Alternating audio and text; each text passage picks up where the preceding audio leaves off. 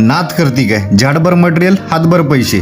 तर नमस्कार मित्रांनो, मी संगम पाटील. स्वागत आहे तुमचं आपल्या आजच्या मिनी ब्लॉगमध्ये. सकाळी पहिलीच ऑर्डर भेटली 168 रुपयाची.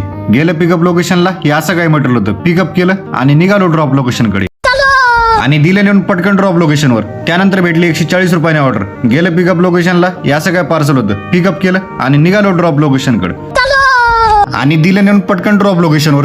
थोड्या वेळाने भेटली 153 रुपयाची ऑर्डर. गेलं पिकअप लोकेशनला. हे असं काय पार्सल होतं. कस्टमर म्हणला हे चेक पण आहे, वाटेचं द्यायचं. दोन्ही पिकअप केलं आणि निघालो ड्रॉप लोकेशनकडे आणि दोन्ही पार्सल पटापट ड्रॉप केलं. दोन्ही पार्सलचे पैसे भेटले आपल्याला 250 रुपये.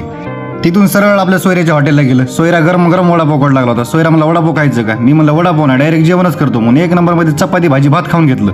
हरामी हो बेटा. मग थोड्या वेळानंतर भेटली 199 आंबेठांची ऑर्डर. गेलं पिकअप लोकेशनला. मटेरियल लईच मोठं होतं. नेमकं ठेवा कुठे हेच समजत नव्हतं. डायरेक्ट खिशात ठेवलं आणि निघालो ड्रॉप लोकेशनकडे आणि दिलं नेऊन पटकन ड्रॉप लोकेशनवर. तिथेच आपल्याला लईच गरीब माणूस दिसला. पार पावसात भिजू लागला होता. नंतर लक्षात आलं मी पण गरीब आहे म्हणून निघालो कडेकडे घराकडे. तर भावनो, आजचा ब्लॉग आवडलास नक्की लाईक कमेंट शेअर करा. फॉलो करायला अजिबात विसरू नका. भेटूया आपल्या पुढच्या ब्लॉगमध्ये. जय महाराष्ट्र भावांनो.